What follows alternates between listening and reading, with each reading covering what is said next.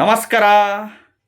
ಈ ಒಂದು ಕಲ್ಲು ಗಂಡು ಮಕ್ಕಳು ಜೇಬಿನಲ್ಲಿ ಪರ್ಸ್ನಲ್ಲಿ ಇಟ್ಕೊಂಡು ನೋಡಿ, ಹೆಣ್ಮಕ್ಳಾದರೆ ವೆನಿಟಿ ಬ್ಯಾಗಲ್ಲಿ ಪರ್ಸಲ್ಲಿ ಈ ಒಂದು ಪವರ್ಫುಲ್ ಕಲ್ಲು ಇಟ್ಕೊಂಡು ನೋಡಿ, ಖಂಡಿತವಾಗ್ಲೂ ಲಕ್ಷಾಧಿಪತಿಗಳು ಕೋಟ್ಯಾಧಿಪತಿಗಳು ಆಗೇ ಆಗ್ತೀರ. ಯಾವ ಕಲ್ಲು ಅಂತ ಹೇಳ್ತೀನಿ.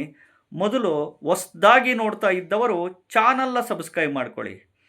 ಈ ನೋಡಿ, ಈ ಲಕ್ಷಾಧಿಪತಿಗಳಾಗಲಿಕ್ಕೆ ಕೋಟ್ಯಾಧಿಪತಿಗಳಾಗಲಿಕ್ಕೆ ಎಲ್ಲರೂ ದುಡಿಮೆ ಮಾಡೋದು ಮಾಡಲೇಬೇಕು, ವ್ಯಾಪಾರ ವ್ಯವಸಾಯ ಕೃಷಿ ಮಾಡೋದು ಮಾಡಲೇಬೇಕು. ಕಾಯಕವೇ ಕೈಲಾಸ, ದುಡಿಮೆಯೇ ದೇವರು ಅಂತ ನಂಬಿ ಬದುಕೋದು ಸರ್ವೇ ಸಾಮಾನ್ಯ. ಬಟ್ ಈ ಒಂದು ಕಲ್ಲು ನಿಮ್ಮ ಜೇಬಿನಲ್ಲಿ, ನಿಮ್ಮ ಪರ್ಸಲ್ಲಿ, ವೆನಿಟಿ ಬ್ಯಾಗಲ್ಲಿ ಇಟ್ಕೊಂಡು ನೋಡಿ, ಖಂಡಿತವಾಗ್ಲೂ ಲಕ್ಷಾಧಿಪತಿಗಳು ಕೋಟ್ಯಾಧಿಪತಿಗಳು ನೀವು ಹಾಗೇ ಆಗ್ತೀರ. ಆ ಭಗವಂತ ಆಶೀರ್ವಾದ ಮಾಡೇ ಮಾಡ್ತಾನೆ. ಯಾವ ಕಲ್ಲು ಗೊತ್ತಾ ಇದು? ಲಕ್ಷ್ಮೀನಾರಾಯಣ ಸಾಲಿಗ್ರಾಮ ಕಲ್ಲು. ಜೇಬು ಪರ್ಸು ವೆನಿಟಿ ಬ್ಯಾಗಲ್ಲಿ ಇಟ್ಕೊಂಡು ಓಂ ನಮೋ ಧನದಾಹಿ ಸ್ವಾಹ, ಓಂ ನಮೋ ಧನದಾಹಿ ಸ್ವಾಹ ಈ ಮಂತ್ರನ ಪಠಣೆ ಮಾಡಿ. ಖಂಡಿತವಾಗ್ಲೂ ಚಾನಲ್ನ ಸಬ್ಸ್ಕ್ರೈಬ್ ಮಾಡ್ಕೊಳ್ಳಿ.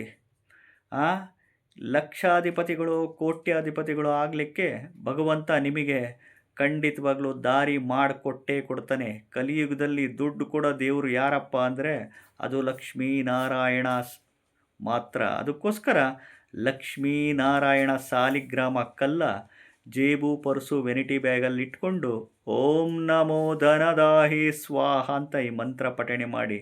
ಖಂಡಿತವಾಗ್ಲೂ ಲಕ್ಷಾಧಿಪತಿ ಕೋಟ್ಯಾಧಿಪತಿಗಳು ಹಾಗೇ ಆಗ್ತೀರಾ. ಆ ದಾರಿ ದೇವರು ನಿಮಗೆ ದಯಪಾಲಿಸ್ತಾನೆ. ನಮಸ್ಕಾರ.